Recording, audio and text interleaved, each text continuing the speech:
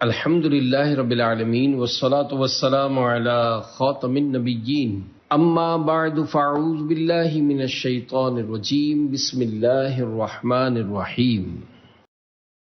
سورہ ملک کا تعارف۔ مقام نزول: سورہ ملک مکہ مکرمہ میں نازل ہوئی۔ آیات، کلمات اور حروف کی تعداد: اس سورت میں 2 رکوع، 30 آیتیں، 330 کلمے اور 1313 حروف ہیں۔ سورہ ملک کے اسماء اور ان کی وجہ تسمیہ: اس سورت کے متعدد نام ہیں، جیسے اس کی پہلی آیت میں ملک یعنی سلطنت اور بادشاہت کا ذکر ہے، اس مناسبت سے اسے سورہ ملک کہتے ہیں۔ اس کی پہلی آیت کے شروع میں لفظ تبارک ہے، اس مناسبت سے اسے سورہ تبارک کہتے ہیں۔ یہ سورت عذاب قبر سے نجات دینے والی، عذاب سے بچانے والی اور عذاب کو روکنے والی ہے، اس لیے اسے سورہ منجیہ، سورہ واقعہ اور سورہ مانعہ کہتے ہیں۔ یہ سورت اپنے پڑھنے والے کے بارے میں جھگڑا کرے گی، اس لیے اسے سورہ مجادلہ کہتے ہیں، اور یہ قیامت کے دن اپنے پڑھنے والے کی شفاعت کرے گی، اس لیے اسے سورہ شافعہ کہتے ہیں۔ سورہ ملک کے فضائل: احادیث میں سورہ ملک کے بکثرت فضائل بیان ہوئے ہیں، اور ان میں سے 4 فضائل سماعت کیجیے۔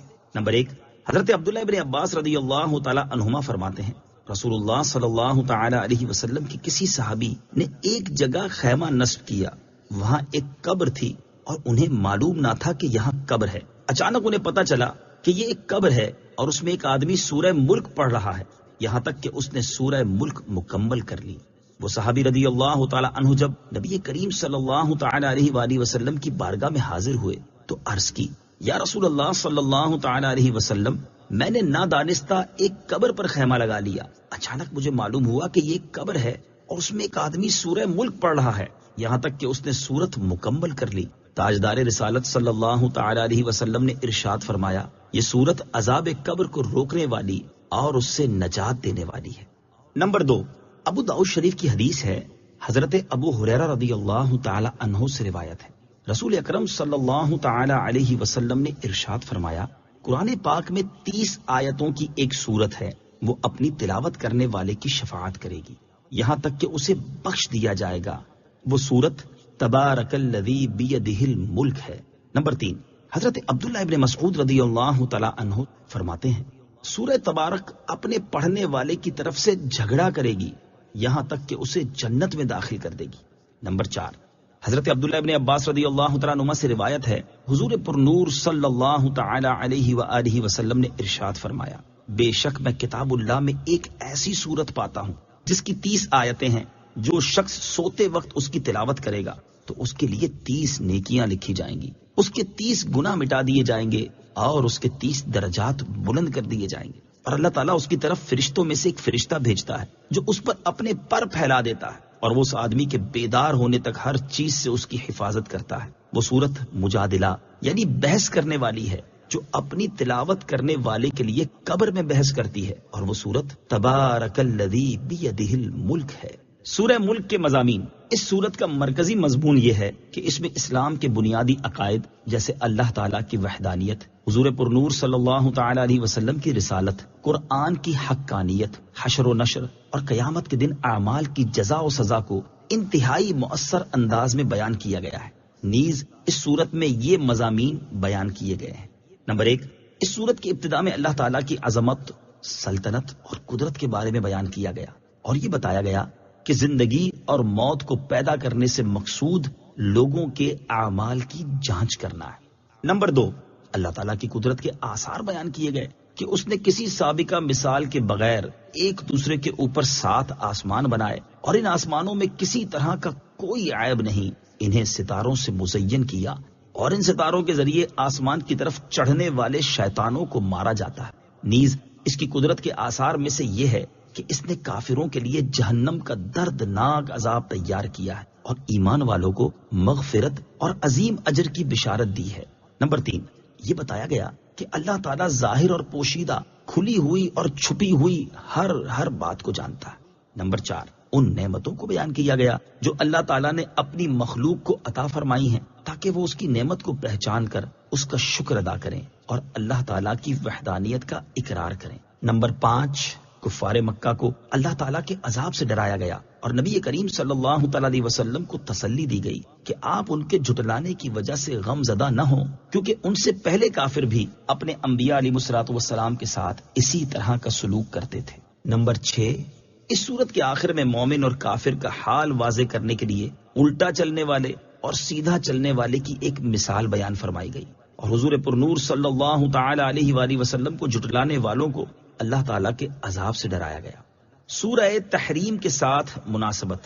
سورہ ملک کی اپنے سے ما قبل سورت تحریم کے ساتھ مناسبت یہ ہے کہ سورہ تحریم کے آخر میں کافروں کے لیے حضرت نوح اور حضرت لوط علیہ السلام کی کافرہ بیویوں کی مثال بیان کی گئی، اور مسلمانوں کے لیے فرعون کی مومنہ بیوی حضرت آسیہ رضی اللہ تعالی عنہا اور حضرت عیسیٰ علیہ السلام کی والدہ حضرت مریم رضی اللہ تعالی عنہا کی مثال بیان کی گئی۔ اور یہ سورت اللہ تعالیٰ کے علم کے احاطے، تدبیر اور اس بات پر دلالت کرتی ہے کہ وہ اپنی مخلوق میں جو عجائبات چاہے ظاہر کرتا ہے۔ بسم اللہ الرحمن الرحیم۔ ترجمہ، اللہ کے نام سے شروع جو نہایت مہربان رحمت والا ہے۔ تبارک الذی بیدہ الملک وہو علی کل شیء قدیر۔ ترجمہ، بڑی برکت والا ہے وہ جس کے قبضے میں ساری بادشاہی ہے اور وہ ہر چیز پر قادر ہے۔ تبارک، وہ بڑی برکت والا ہے۔ تفسیر صراط الجنان میں ہے، یعنی اللہ تعالیٰ اپنی ذات میں، صفات میں اور افعال میں ازل سے لے کر ابد تک مخلوق کی صفات سے پاک ہے، اور صرف اسی کے قبضہ قدرت میں تمام امور میں ہر طرح کا تصرف ہے، لہٰذا وہ جس چیز کا چاہے حکم دے اور جس چیز سے چاہے منع کر دے، جو چاہے عطا کرے اور جو چاہے نہ دے، جسے چاہے زندگی دے اور جسے چاہے موت دے، جسے چاہے عزت دے اور جسے چاہے ذلت دے، جسے چاہے غریب بنا دے اور جسے چاہے امیر کر دے، جسے چاہے بیمار کر دے اور جسے چاہے شفا عطا کر دے، جسے چاہے قریب کر دے اور جسے چاہے دور کر دے، جسے چاہے آباد کر دے اور جسے چاہے برباد کر دے، جسے چاہے توڑ دے اور جسے چاہے ملا دے، اور وہ ہر اس چیز پر قادر جو اس کی قدرت کے تحت آنے کے لائق ہے۔ اللہ تعالیٰ کی عظمت و شان، اپنی اسی شان کا ذکر کرتے ہوئے ایک اور مقام پر اللہ تعالیٰ ارشاد فرماتا ہے، قل اللہم مالک الملک تؤتی الملک من تشاء وتنزع الملک ممن تشاء وتعز من تشاء وتذل من تشاء بيدك الخير إنك على كل شيء قدير۔ ترجمہ، یوں عرض کرو، اے اللہ ملک کے مالک، تو جسے چاہتا ہے سلطنت عطا فرماتا ہے اور جس سے چاہتا ہے چھین لیتا ہے، اور تو جسے چاہتا ہے عزت دیتا ہے اور جسے چاہتا ہے ذلت دیتا ہے، تمام بھلائی تیرے ہی ہاتھ میں ہے، بے شک تو ہر شے پر قدرت رکھنے والا ہے۔ اور ارشاد فرماتا ہے، أَلَمْ تَعْلَمْ أَنَّ اللَّهَ لَهُ مُلْكُ السَّمَاوَاتِ وَالْأَرْضِ يُعَذِّبُ مَن يَشَاءُ وَيَغْفِرُ لِمَن يَشَاءُ وَاللَّهُ عَلَى كُلِّ شَيْءٍ قَدِيرٌ۔ ترجمہ، کیا تجھے معلوم نہیں کہ آسمانوں اور زمین کی بادشاہی اللہ ہی کے لیے ہے؟ وہ جسے چاہتا ہے سزا دیتا ہے اور جسے چاہتا ہے بخش دیتا ہے، اور اللہ ہر شے پر قادر ہے۔ اور ارشاد فرماتا ہے، لِلَّهِ مُلْكُ السَّمَاوَاتِ وَالْأَرْضِ يَخْلُقُ مَا يَشَاءُ يَهَبُ لِمَن يَشَاءُ إِنَاثًا وَيَهَبُ لِمَن يَشَاءُ الذُّكُورَ أَوْ يُزَوِّجُهُمْ ذُكْرَانًا وَإِنَاثًا وَيَجْعَلُ مَن يَشَاءُ عَقِيمًا إنه عليم قدير۔ ترجمہ، آسمانوں اور زمین کی سلطنت اللہ ہی کے لیے ہے، وہ جو چاہے پیدا کرے، جسے چاہے بیٹیاں عطا فرمائے اور جسے چاہے بیٹے دے، یا بیٹے اور بیٹیاں دونوں ملا کر دے اور جسے چاہے بانجھ کر دے، بے شک وہ علم والا، قدرت والا ہے۔ الذي خلق الموت والحياة ليبلوكم أيكم أحسن عملا وهو العزيز الغفور۔ ترجمہ، وہ جس نے موت اور زندگی کو پیدا کیا تاکہ تمہاری آزمائش کرے کہ تم میں کون اچھے عمل کرنے والا ہے، اور وہی عزت والا، بخشش والا ہے۔ الذی خلق الموت والحیاہ، وہ جس نے موت اور زندگی کو پیدا کیا۔ تفسیر صراط الجنان میں ہے، یہاں سے اللہ تعالیٰ کی قدرت کے بعض آثار بیان کیے جا رہے ہیں۔ چنانچہ ارشاد فرمایا کہ اللہ تعالیٰ نے موت اور زندگی کو پیدا کیا۔ موت انسانوں اور حیوانوں میں روح کے جسم سے جدا ہو جانے اور حواس کی طاقت زائل ہو جانے کا نام ہے، جبکہ زندگی جسم میں روح کے وجود کے ساتھ حواس کی طاقت باقی رہنے کا نام ہے۔ اور پیدا کرنے سے مراد یہ ہے کہ کسی چیز کو وجود بخشنا۔ اس سے معلوم ہوا کہ موت وجودی چیز ہے، کیونکہ محض عدمی چیز پیدا نہیں ہو سکتی۔ لیبلوکم ایکم احسن عملا، تاکہ تمہاری آزمائش کرے کہ تم میں کون اچھے عمل کرنے والا ہے۔ تفسیر صراط الجنان میں ہے، یہاں زندگی اور موت پیدا کرنے کی حکمت بیان کی جا رہی ہے کہ اے لوگو، اللہ تعالیٰ نے تمہاری موت اور زندگی کو اس لیے پیدا کیا تاکہ دنیا کی زندگی میں وہ اپنے احکامات اور ممنوعات کے ذریعے تمہاری آزمائش کرے کہ کون زیادہ فرما بردار، مخلص اور شریعت کے بیان کردہ طریقے کے مطابق عمل کرنے والا ہے۔ اور کوئی اپنے برے اعمال کے ذریعے اللہ تعالیٰ کو عاجز نہیں کر سکتا، کیونکہ وہ غالب ہے اور گناہ گاروں میں سے جو توبہ کرے اسے وہ بخشنے والا ہے۔ بندے کا ہر عمل اللہ تعالیٰ کی رضا کے لیے اور شرعی طریقے کے مطابق ہونا چاہیے۔ اس آیت سے معلوم ہوا کہ بندے کا ہر عمل خالص اللہ تعالیٰ کی رضا حاصل کرنے کے لیے اور شریعت کے بیان کردہ طریقے کے مطابق ہونا چاہیے۔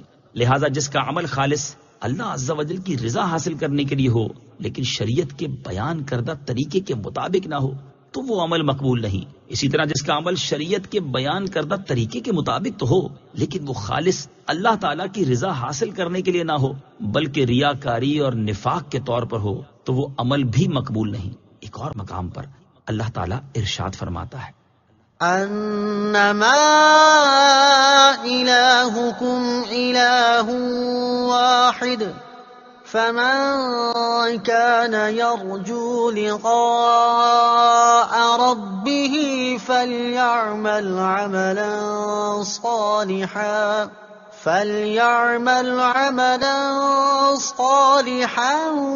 ولا يشرك بعبادة ربه احدا۔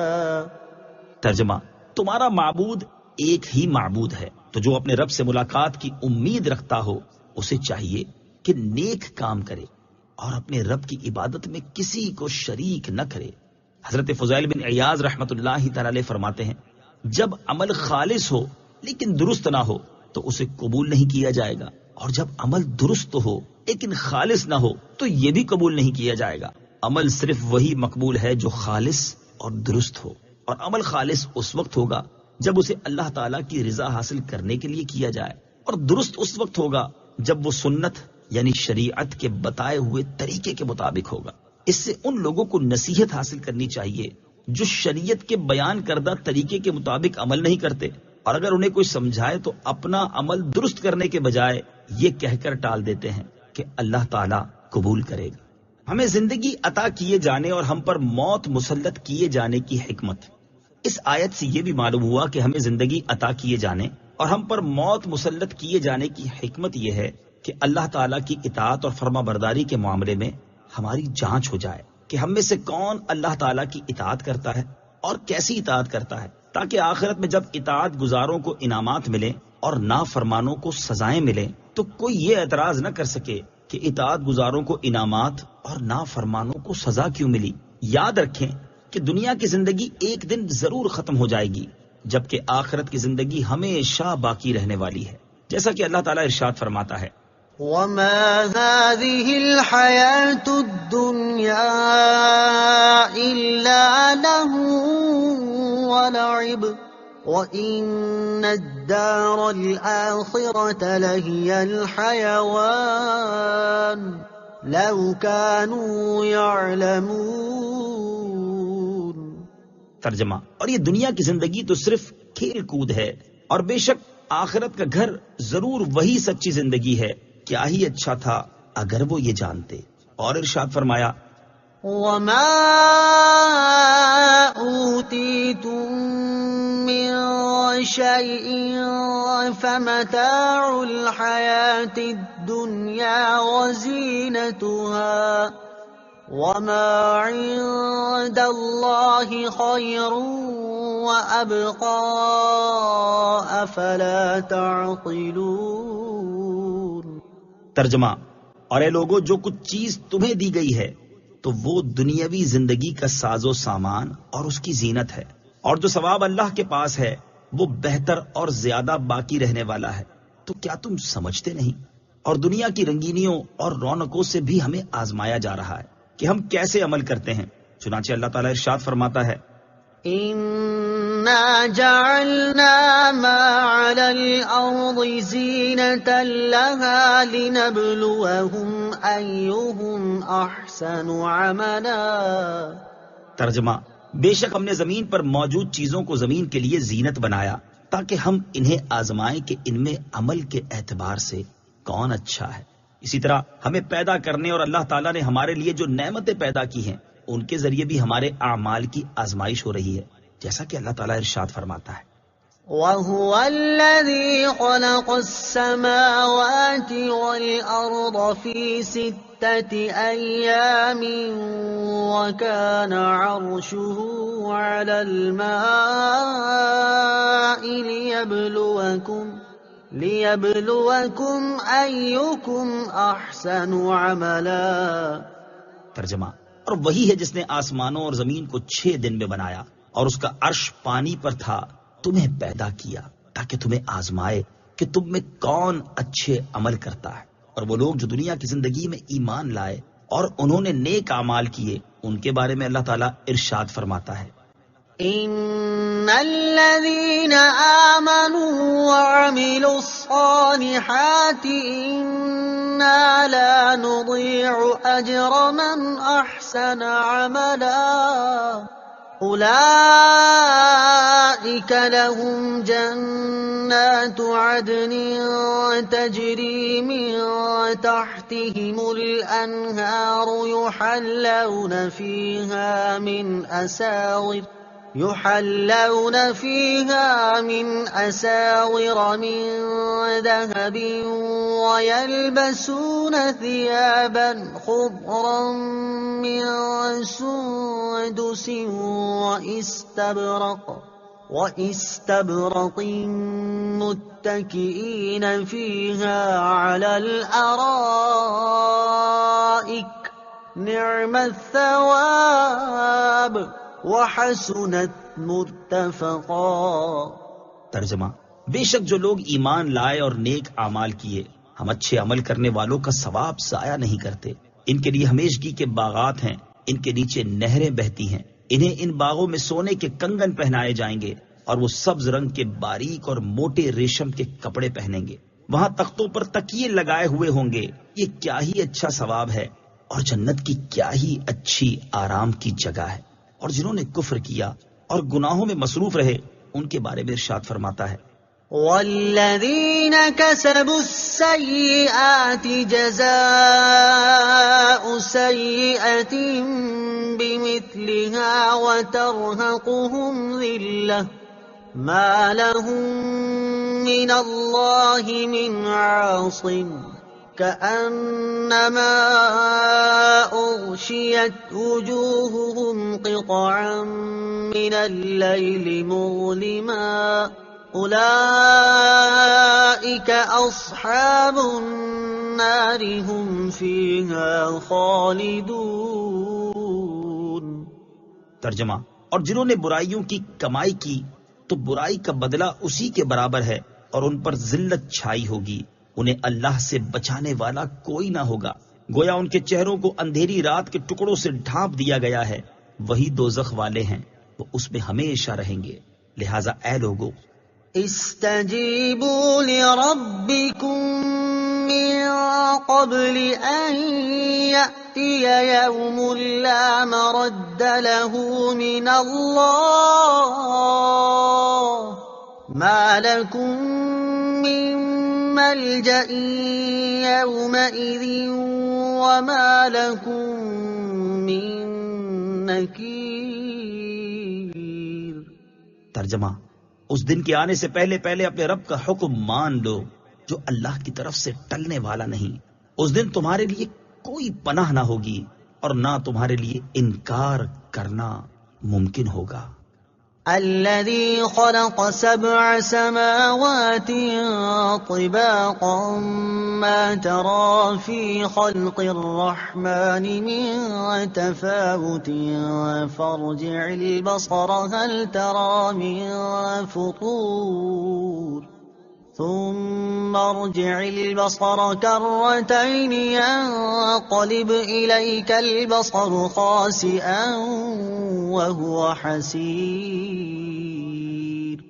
ترجمہ، وہ جس نے ایک دوسرے کے اوپر 7 آسمان بنائے، اے بندے تو رحمان کے بنانے میں کوئی فرق نہیں دیکھے گا۔ تو نگاہ اٹھا کر دیکھ، کیا تجھے کوئی رخنا نظر آتا ہے؟ پھر دوبارہ نگاہ اٹھا کر دیکھ، نگاہ تیری طرف ناکام ہو کر تھکی ماندی پلٹ آئے گی۔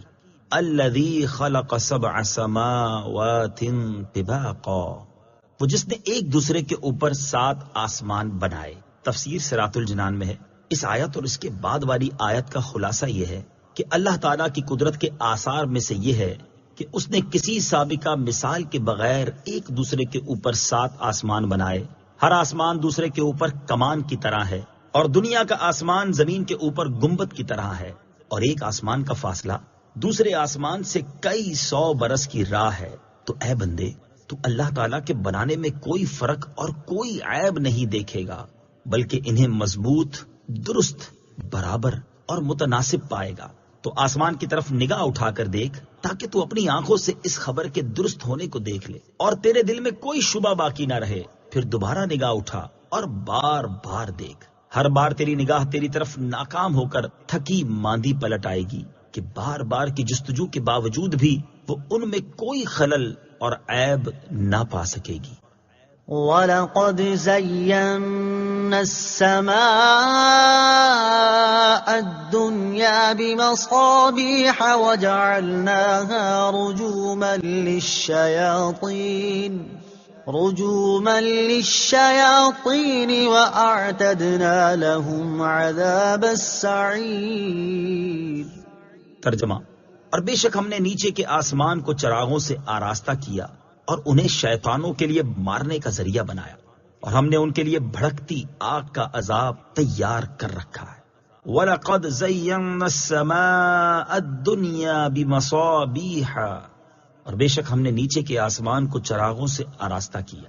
تفسیر صراط الجنان میں ہے، اس آیت میں اللہ تعالیٰ نے اپنی قدرت کی ایک اور دلیل بیان فرمائی ہے کہ بے شک اللہ تعالیٰ نے نیچے کے آسمان کو ستاروں سے آراستہ کیا جو کہ زمین کی طرف سب سے زیادہ قریب ہے، اور لوگ اسے دیکھتے ہیں، اور ان ستاروں کو شیطانوں کے لیے مارنے کا ذریعہ بنایا کہ جب شیاطین آسمان کی طرف فرشتوں کی گفتگو سننے اور باتیں چرانے پہنچیں تو ستاروں سے شعلے اور چنگاریاں نکلیں جن سے انہیں مارا جائے، اور اللہ تعالیٰ نے ان شیاطین کے لیے دنیا میں جلانے کے بعد آخرت میں بھڑکتی آگ کا عذاب تیار کر رکھا ہے۔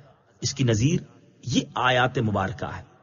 إِنَّا زَيَّنَّا السَّمَاءَ الدُّنْيَا بِزِينَةٍ الْكَوَاكِبِ وَحِفْظًا مِّن كُلِّ شَيْطَانٍ مَارِدٍ۔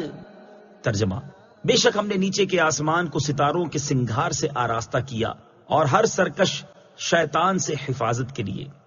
مسجدوں میں روشنی کے آلات نصب کرنے کی ترغیب۔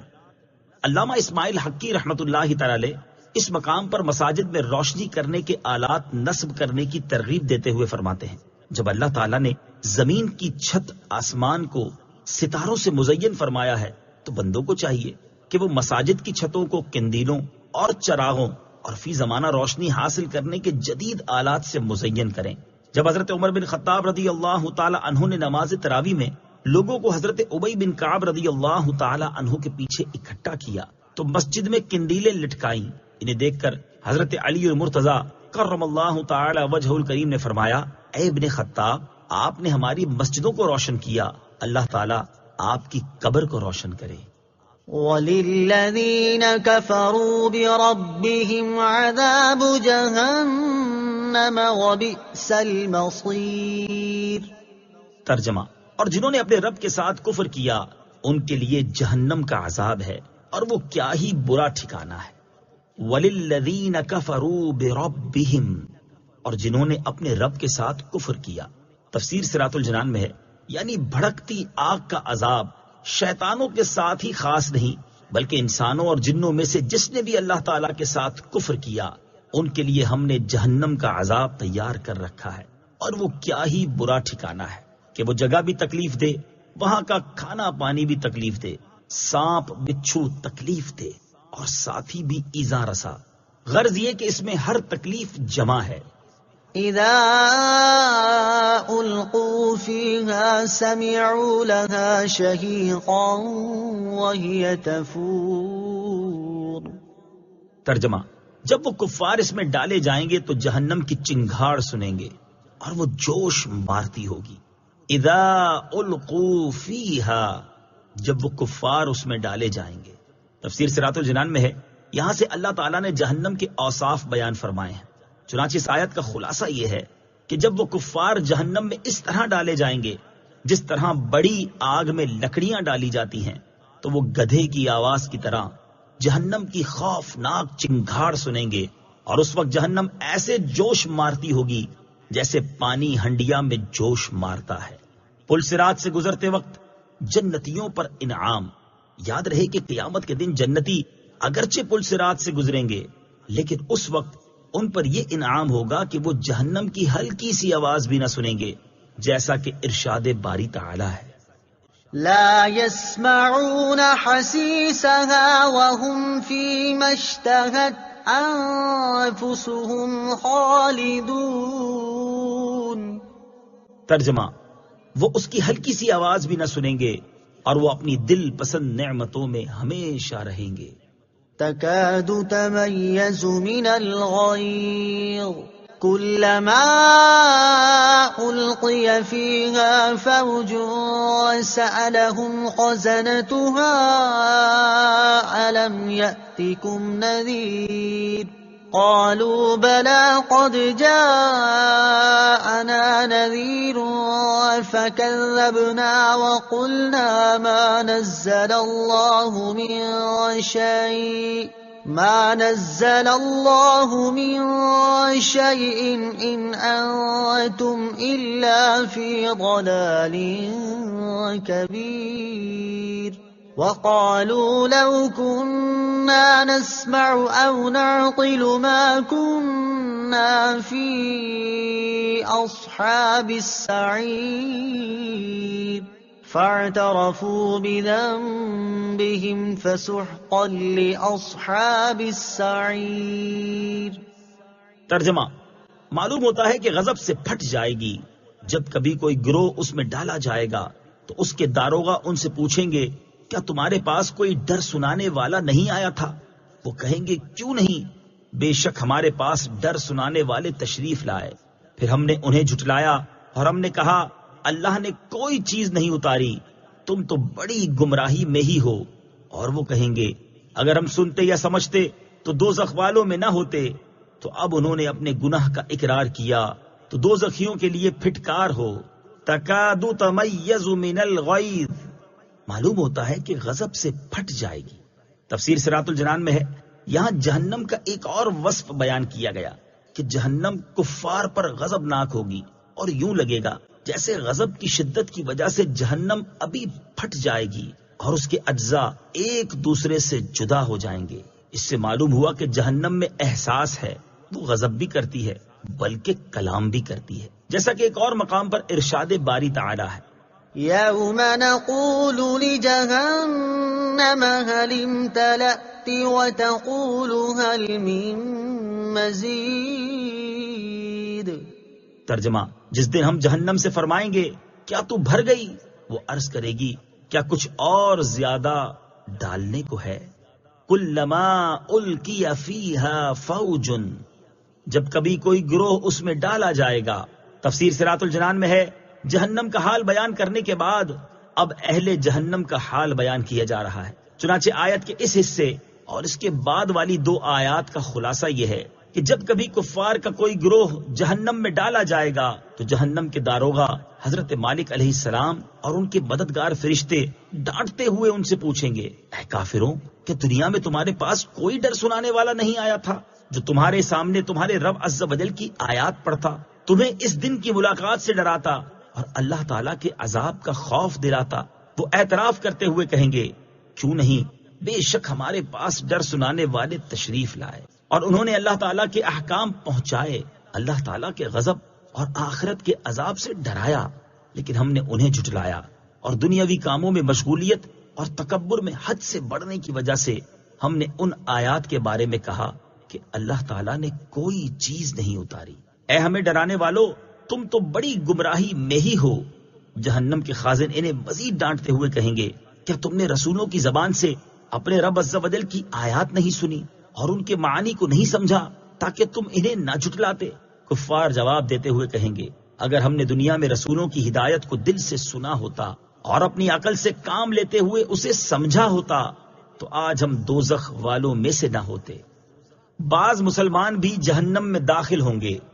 یاد رہے کہ قیامت کے دن ایسا نہیں ہوگا کہ صرف کافروں کو ہی جہنم میں ڈالا جائے گا، بلکہ بعض گناہگار مسلمان بھی ایسے ہوں گے جنہیں ان کے گناہوں کی سزا دینے کے لیے جہنم میں داخل کیا جائے گا. لہٰذا ہر مسلمان کو چاہیے کہ وہ اپنی عقل سے کام لے اور اللہ تعالیٰ اور اس کے پیارے حبیب صلی اللہ تعالی علیہ وآلہ وسلم کے دیے ہوئے احکامات کے مطابق نیک عمل کرنے اور گناہوں سے بچنے کی کوشش کرے تاکہ قیامت کے دن جہنم کے دردناک عذاب میں مبتلا ہونے اور اس بات پر پچھتانے سے بچ جائے کہ کاش میں نے اللہ تعالیٰ اور اس کے حبیب صلی اللہ تعالی علیہ وآلہ وسلم کے احکامات کے مطابق زندگی گزاری ہوتی تو آج مجھے جہنم میں داخل نہ کیا جاتا. اللہ تعالیٰ ہمیں اپنی رضا والی زندگی بسر کرنے کی توفیق عطا فرمائے اور جہنم اور اس کے عذابات سے ہمیں محفوظ فرمائے. آمین. وَقَالُوا لَوْ كُنَّا نَسْمَعُ أَوْ نَعْقِلُ، اور وہ کہیں گے اگر ہم سنتے یا سمجھتے. امام عبداللہ بن احمد نصفی رحمت اللہ تعالی علیہ فرماتے ہیں یہ آیت اس بات کی دلیل ہے کہ احکام شرع کا مدار دلیل عقلی اور دلیل سمعی دونوں پر ہے اور دونوں حجت لازمہ ہیں. فاعترفوا بذنبہم، تو اب انہوں نے اپنے گناہ کا اقرار کیا. تفسیر صراط الجنان میں ہے ارشاد فرمایا کہ اب جہنم میں داخل ہوتے وقت انہوں نے اپنے گناہ کا اقرار کیا کہ ہم رسولوں کی تکذیب کرتے تھے. اس وقت چاہے یہ اقرار کریں یا انکار انہیں اس کا کوئی فائدہ نہیں اور جہنمیوں کو اللہ تعالیٰ نے اپنی رحمت سے دور کر دیا ہے. ان الذين يخشون ربهم بالغيب لهم مغفرة واجر كبير. ترجمہ: بے شک جو لوگ بغیر دیکھے اپنے رب سے ڈرتے ہیں ان کے لیے بخشش اور بڑا ثواب ہے. ان الذین یخشون ربهم بالغیب، بے شک جو لوگ بغیر دیکھے اپنے رب سے ڈرتے ہیں. تفسیر صراط الجنان میں ہے اللہ تعالیٰ نے کفار کے بارے میں وعید بیان کرنے کے بعد یہاں ایمان والوں کے بارے میں وعدے کا بیان فرمایا ہے. چنانچہ ارشاد فرمایا کہ وہ لوگ جو اپنے رب عز و جل سے ڈرتے ہیں حالانکہ انہوں نے اپنے رب عز و جل کو دیکھا نہیں ہے اور اس کے عذاب سے ڈرتے ہوئے اس پر ایمان لاتے ہیں تو ان کے لیے ان کے گناہوں سے بخشش اور ان کی نیکیوں کا بڑا ثواب یعنی جنت ہے. اللہ تعالیٰ کا خوف رکھنے والے بزرگ اللہ تعالیٰ سے ڈرنے والے کے بارے میں ایک اور مقام پر ارشاد ہوتا ہے من خشی الرحمن بالغیب وجاء بقلب منیب ادخلوها بسلام ذلك یوم الخلود. ترجمہ: جو رحمان سے بن دیکھے ڈرتا ہے اور رجوع کرنے والے دل کے ساتھ آتا ہے، ان سے فرمایا جائے گا سلامتی کے ساتھ جنت میں داخل ہو جاؤ، یہ ہمیشہ رہنے کا دن ہے۔ لہٰذا ہر مسلمان کو چاہیے کہ وہ اپنے دل میں اللہ تعالیٰ کا خوف رکھے اور اس کے عذاب سے ڈرتا رہے۔ ترغیب کے لیے یہاں خوف خدا کی 2 مثالیں سماعت کیجیے۔ نمبر 1، علامہ اسماعیل حقی رحمۃ اللہ تعالی علیہ فرماتے ہیں حضور پر نور صلی اللہ تعالی علیہ وآلہ وسلم نماز تہجد میں اتنا روتے تھے کہ آپ کے سینہ مبارک سے ہانڈی کھولنے کی سی آواز آتی تھی۔ نمبر 2، حضرت ابو عمران رحمۃ اللہ تعالی علیہ فرماتے ہیں کہ مجھے خبر پہنچی ہے کہ حضرت جبریل علیہ الصلوۃ والسلام ایک مرتبہ بارگاہ رسالت میں روتے ہوئے حاضر ہوئے تو نبی اکرم علیہ الصلوۃ والسلام نے دریافت کیا، اے جبریل تمہیں کس چیز نے رلا دیا؟ تو انہوں نے عرض کی، جب سے اللہ تعالیٰ نے جہنم کو پیدا فرمایا ہے میری آنکھیں اس وقت سے کبھی اس خوف کے سبب خشک نہیں ہوئیں کہ مجھ سے کوئی نافرمانی نہ ہو جائے اور میں جہنم میں ڈال دیا جاؤں۔ اللہ تعالیٰ ہمیں بھی اپنا خوف نصیب کرے، آمین۔ وَأَسِرُّوا قَوْلَكُمْ أَوْ اجْهَرُوا بِهِ إِنَّهُ عَلِيمٌ بِذَاتِ الصُّدُورِ۔ ترجمہ: اور تم اپنی بات آہستہ کہو یا آواز سے، بے شک وہ تو دلوں کی بات جانتا ہے۔ وَأَسِرُّوا قَوْلَكُمْ أَوْ اجْهَرُوا بِهِ، اور تم اپنی بات آہستہ کہو یا آواز سے۔ تفسیر صراط الجنان میں ہے شان نزول۔ حضرت عبداللہ ابن عباس رضی اللہ تعالیٰ عنہ فرماتے ہیں مشرکین رسول اللہ صلی اللہ تعالیٰ علیہ وسلم کے بارے میں باتیں کیا کرتے اور حضرت جبریل علیہ الصلوۃ والسلام ان کی گفتگو نبی پاک علیہ الصلوۃ والسلام تک پہنچا دیتے۔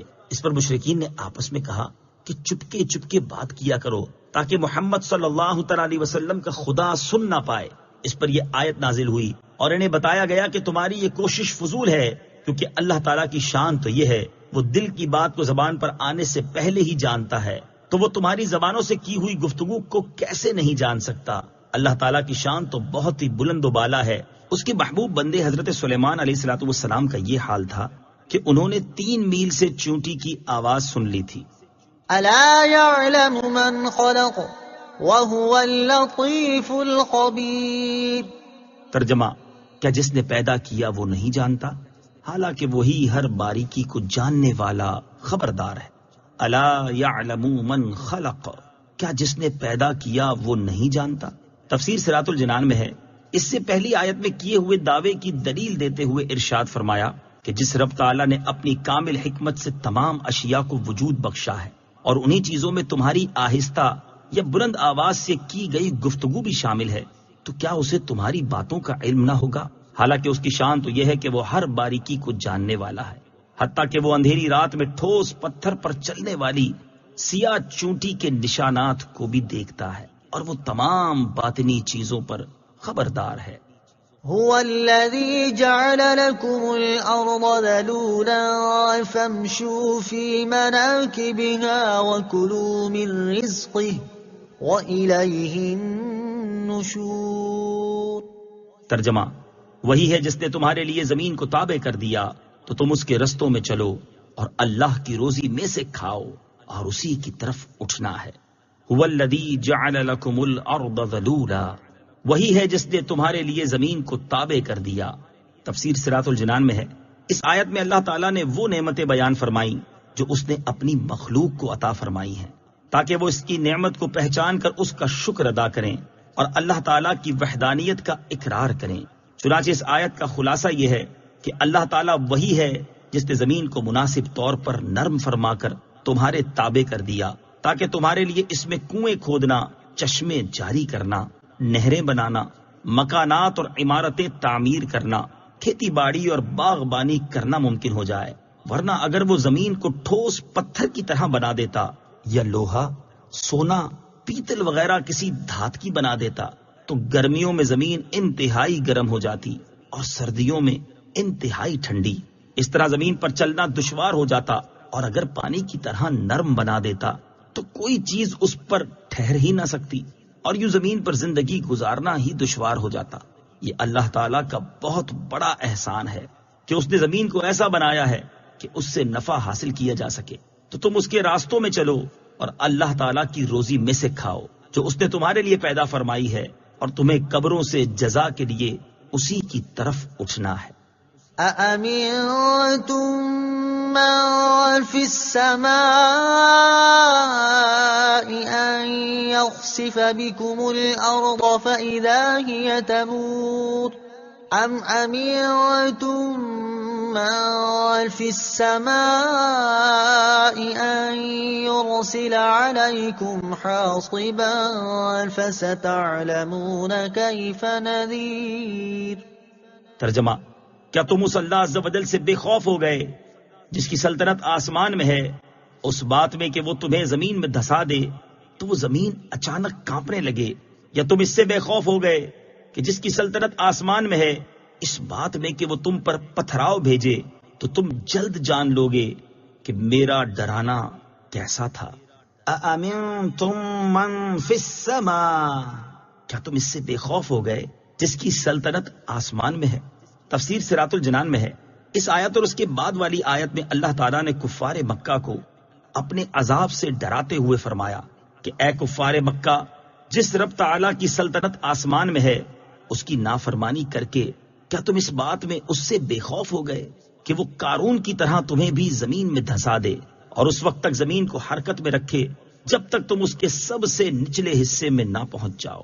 یا جس رب تعالیٰ کی سلطنت آسمان میں ہے اس کی نافرمانی کر کے کیا تم اس بات میں اس سے بے خوف ہو گئے کہ وہ حضرت لوط علیہ السلام کی قوم کی طرح تم پر بھی پتھراؤ بھیجے؟ تو عذاب دیکھ کر تم جلد جان لوگے کہ میرا اپنے عذاب سے ڈرانا کیسا تھا۔ اللہ تعالیٰ کے عذاب سے بے خوف نہ ہوا جائے۔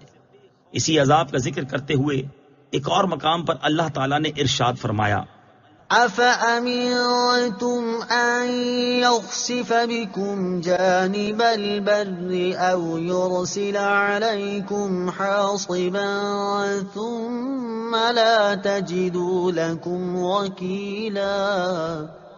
ترجمہ: کیا تم اس بات سے بے خوف ہو گئے کہ اللہ تمہارے ساتھ خشکی کا کنارہ زمین میں دھسا دے یا تم پر پتھر بھیجے پھر تم اپنے لیے کوئی حمایت ہی نہ پاؤ؟ اور ارشاد فرمایا، قُلْ هُوَ الْقَادِرُ عَلَىٰ أَن يَبْعَثَ عَلَيْكُمْ عَذَابًا مِّن فَوْقِكُمْ أَوْ مِن تَحْتِ أَرْجُلِكُمْ۔ ترجمہ: تم فرماؤ وہی اس پر قادر ہے کہ تم پر تمہارے اوپر سے یا تمہارے قدموں کے نیچے سے عذاب بھیجے، اور یہ اللہ تعالیٰ کا اپنی مخلوق پر لطف و کرم اور اس کی رحمت ہے کہ انہیں عذاب دینے پر قادر ہونے کے باوجود ان کے کفر اور گناہوں کی وجہ سے فوری عذاب نازل نہیں کرتا بلکہ اسے مؤخر فرما دیتا ہے، جیسا کہ ارشاد باری تعالیٰ ہے، وَلَوْ يُؤَاخِذُ اللَّهُ النَّاسَ بِمَا كَسَبُوا مَا تَرَكَ عَلَى ظَهْرِهَا مِن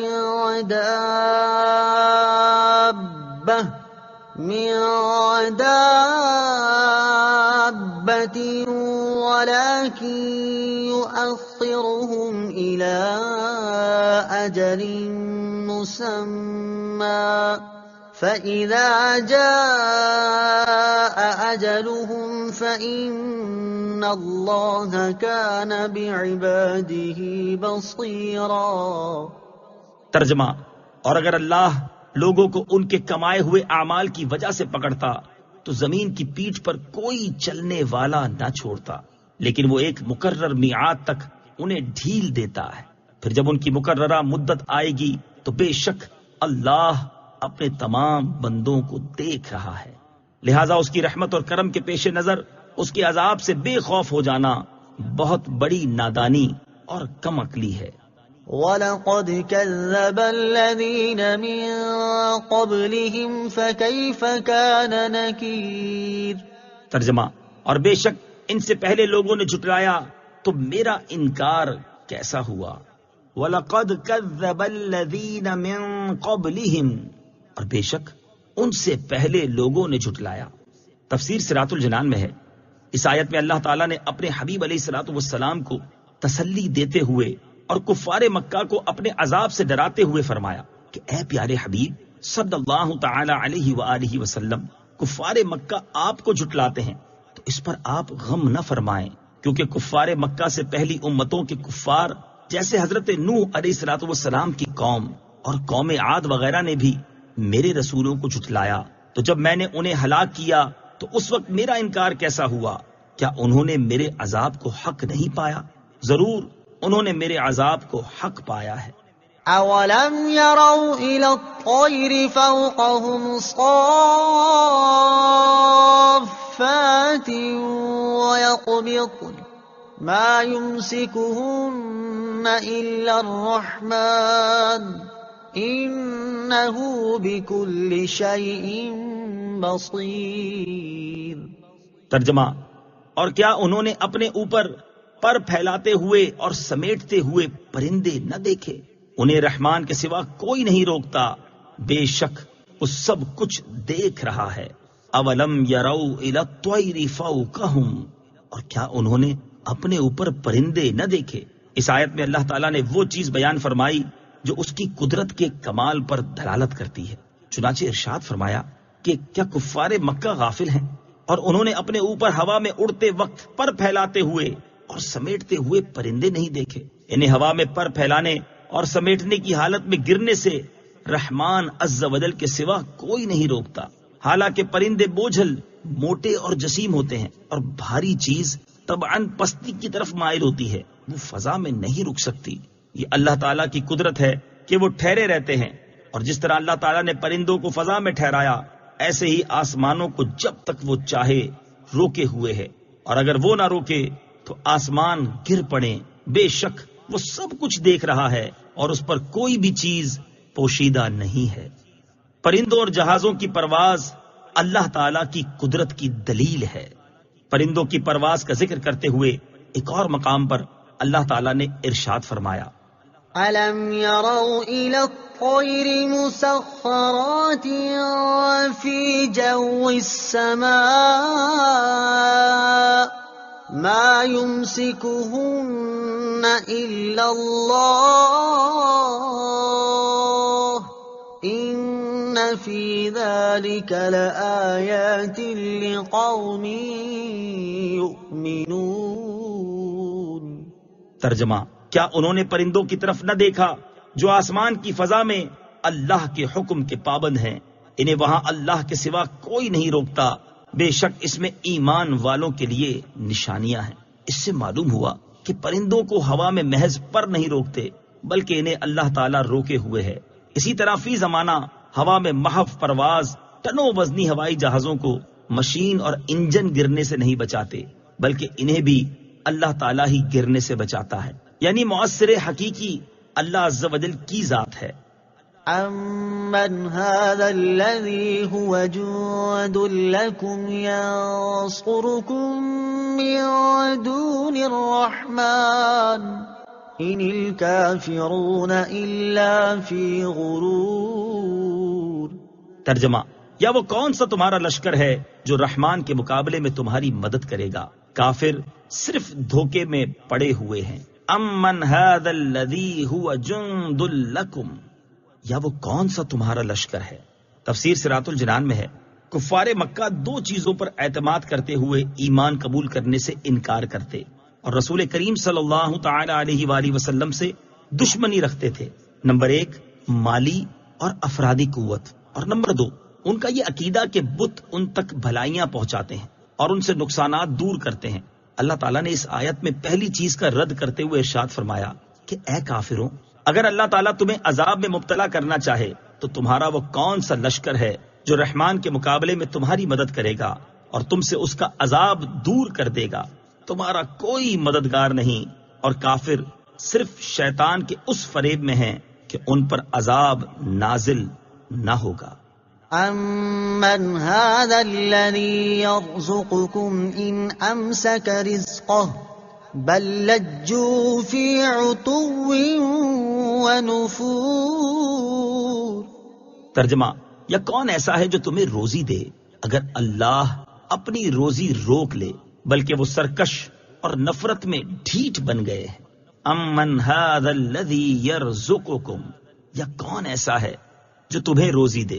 تفسیر صراط الجنان میں ہے، اس آیت میں دوسری چیز کا رد کرتے ہوئے ارشاد فرمایا کہ اے کافروں، اللہ تعالیٰ نے تمہیں جو رزق دیا ہے، اگر وہ اپنا رزق اور اس کے پہنچنے کے اسباب جیسے بارش یا دھوپ وغیرہ روک لے تو ایسا کون ہے جو تمہیں کھلائے اور پلائے گا اور تم تک تمہاری غذا پہنچائے گا؟ ان کفار کا حال تو یہ ہے کہ انہوں نے ان نصیحتوں سے اثر نہیں لیا اور نہ ہی ان پر یقین کیا، بلکہ وہ سرکش اور نفرت میں ڈھیٹ بن گئے ہیں، اسی وجہ سے وہ حق سے قریب نہیں ہوتے۔ اس آیت سے معلوم ہوا کہ ساری مخلوق کو حقیقی طور پر رزق دینے والا اللہ تعالیٰ ہے، اور یہ اس کا بہت بڑا انعام ہے، اور جس نے مخلوق پر اتنا عظیم احسان اور انعام فرمایا، صرف وہی عبادت کیے جانے کا حقدار ہے۔ جیسا کہ ایک اور مقام پر اللہ تعالیٰ ارشاد فرماتا ہے، یا ایھا الناس اذکروا نعمت اللہ علیکم هل من خالق غیر اللہ یرزقکم من السماء والارض لا الہ الا هو فأنا تؤفکون۔ ترجمہ: اے لوگو، اپنے اوپر اللہ کا احسان یاد کرو، کیا اللہ کے سوا اور بھی کوئی خالق ہے جو آسمان اور زمین سے تمہیں روزی دیتا ہے؟ اس کے سوا کوئی معبود نہیں، تو تم کہاں الٹے پھرے جاتے ہو؟ افمن يمشي مكبا على وجهه اهدى امن يمشي سويا على صراط مستقيم۔ ترجمہ: تو کیا وہ جو اپنے منہ کے بل اوندھا چلے وہ زیادہ راہ پر ہے، یا وہ جو سیدھی راہ پر سیدھا چلے؟ افمن یمشی مکبا علی وجہہ، تو کیا وہ جو اپنے منہ کے بل اوندھا چلے؟ تفسیر صراط الجنان میں ہے، اس آیت میں اللہ تعالیٰ نے مومن اور کافر کا حال واضح کرنے کے لیے ایک مثال بیان فرمائی ہے۔ چنانچہ ارشاد فرمایا کہ اے لوگو، کیا وہ شخص جو اپنے منہ کے بل اوندھا چلے اور نہ آگے دیکھے نہ پیچھے، نہ دائیں دیکھے نہ بائیں، وہ زیادہ راہ پر ہے، یا وہ شخص جو راستے کو دیکھتے ہوئے سیدھی راہ پر سیدھا چلے جو منزل مقصود تک پہنچانے والی ہے؟ کافر اور مومن کی دنیاوی مثال اور ان کا اخروی حال۔ اس مثال کا مقصود یہ ہے کہ کافر گمراہی کے میدان میں اس طرح حیران و سرگرداں جاتا ہے کہ نہ اسے منزل معلوم اور نہ وہ راستہ پہچانے، اور مومن آنکھیں کھولے راہ حق دیکھتا اور پہچانتا چلتا ہے۔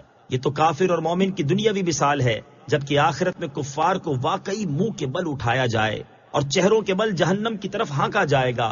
چنانچہ ارشاد باری تعالی ہے، وَنَحْشُرُهُمْ يَوْمَ الْقِيَامَةِ عَلَى وُجُوهِهِمْ عُمْيًا وَبُكْمًا وَصُمًّا مَأْوَاهُمْ جَهَنَّمُ كُلَّمَا خَبَتْ زِدْنَاهُمْ سَعِيرًا۔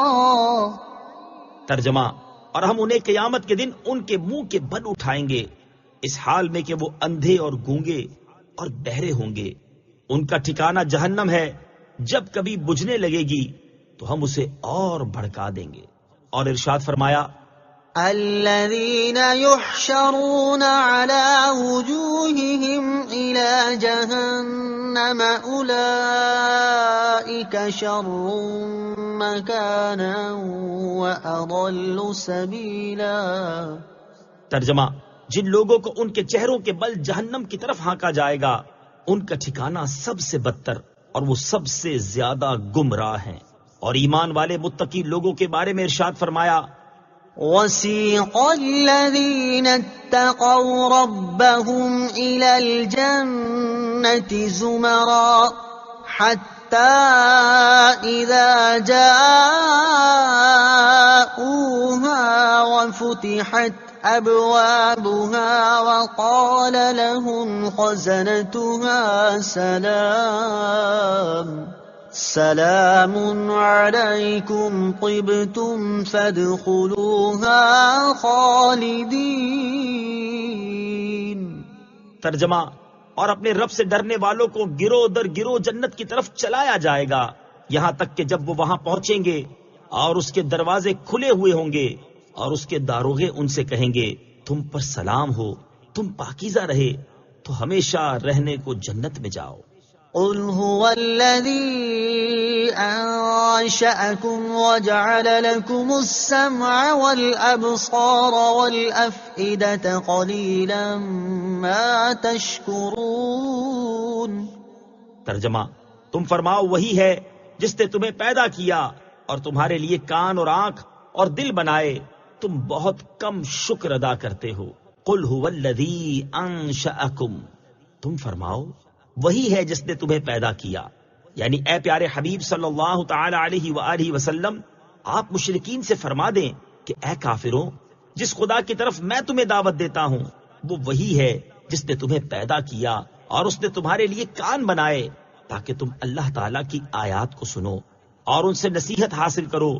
اس نے تمہارے لیے آنکھیں بنائیں تاکہ تم ان کے ذریعے اللہ تعالیٰ کی ان مصنوعات کو دیکھو جو اس کی وحدانیت پر دلالت کرتی ہیں، اور اس نے تمہارے لیے دل بنائے تاکہ تم ان کے ذریعے اللہ تعالیٰ کی آیات اور مصنوعات میں غور و فکر کر سکو۔ لیکن تمہارا حال یہ ہے کہ تم نے ان اعضاء سے فائدہ نہ اٹھایا کہ جو سنا وہ نہ مانا، جو دیکھا اس سے عبرت حاصل نہ کی، اور جو سمجھا اس میں غور نہ کیا، اور تم بہت کم شکر ادا کرتے ہو کہ اللہ تعالیٰ کے عطا فرمائے ہوئے اعضاء سے وہ کام نہیں لیتے جس کے لیے وہ عطا ہوئے ہیں، اور یہی وجہ ہے کہ تم شرک و کفر میں مبتلا ہو گئے ہو۔ نعمتوں کو ان کے مقاصد میں استعمال کریں۔ اس آیت میں خطاب اگرچہ کفار سے ہے لیکن اس میں مسلمانوں کے لیے بھی نصیحت ہے کہ اللہ تعالیٰ نے انہیں کان، آنکھ اور دل کی جو نعمت عطا کی ہے اسے انہی مقاصد کے لیے استعمال کریں جس کے لیے یہ نعمت عطا ہوئی ہے۔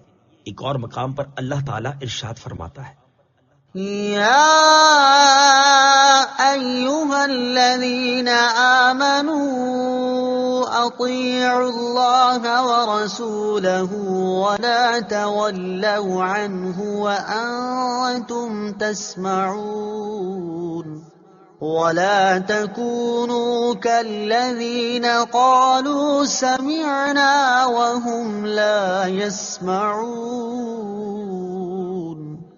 ترجمہ، اے ایمان والو، اللہ اور اس کے رسول کی اطاعت کیا کرو اور سن کر اس سے منہ نہ پھیرو، اور ان لوگوں کی طرح نہ ہونا جنہوں نے کہا ہم نے سن لیا حالانکہ وہ نہیں سنتے۔ اور ارشاد فرمایا، ان السمع والبصر والفؤاد كل اولئك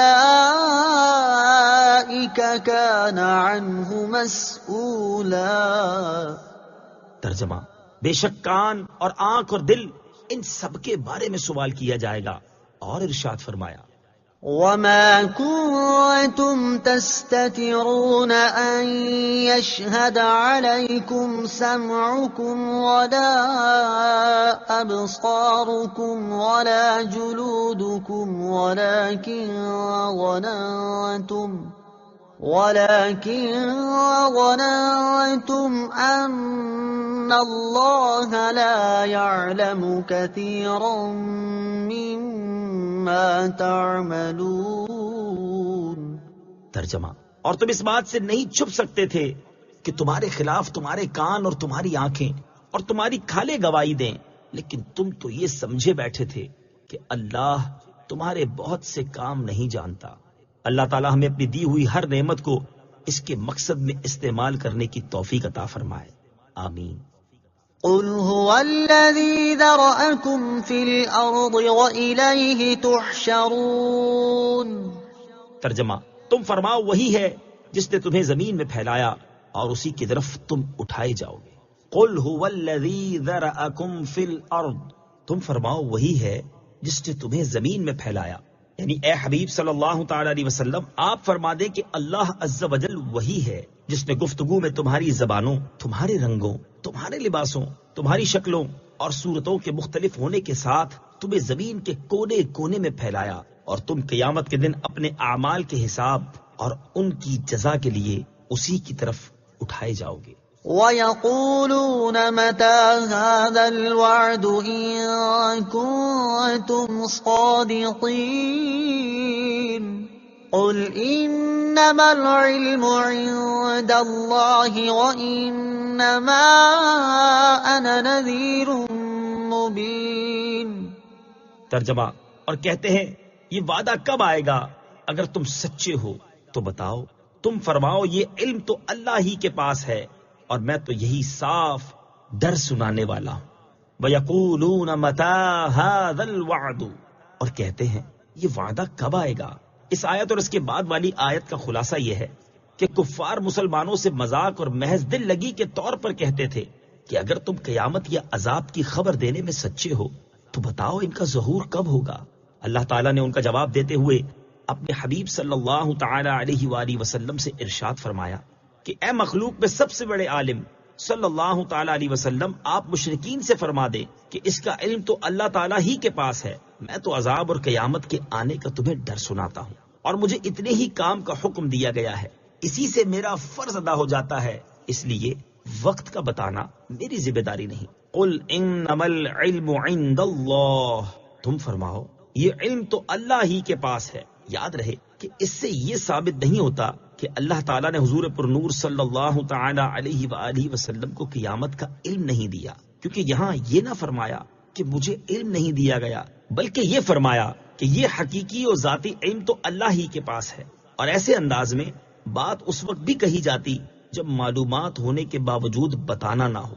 حق یہ ہے کہ اللہ تعالیٰ نے حضور اقدس صلی اللہ تعالی علیہ وآلہ وسلم کو قیامت کا علم دیا ہے، اور اس پر وہ تمام احادیث شاہد ہیں جس میں آپ نے قیامت کی علامات ارشاد فرمائیں، حتیٰ کہ سال بتانے کے علاوہ وقت، دن اور مہینہ بھی بتا دیا۔